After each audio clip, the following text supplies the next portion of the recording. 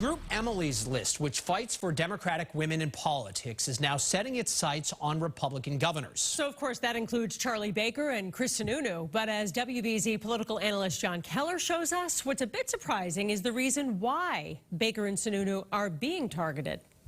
Emily's List women have never waited for change.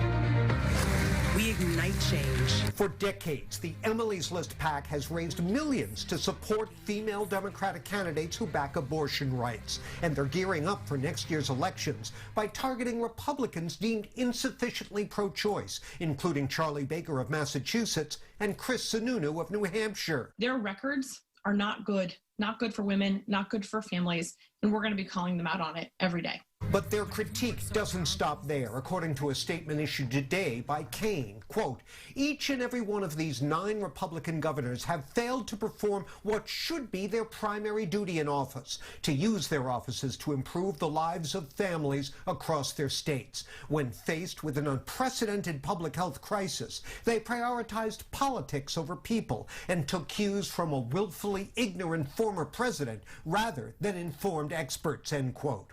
But Sununu at times broke with the White House over shutdowns and mask mandates, attracting fire from right-wing protesters. And Baker was among the GOP's most high-profile critics of Trump pandemic rhetoric, drawing lawsuits and flack from local Republicans and strong support from Democrats for his coronavirus management.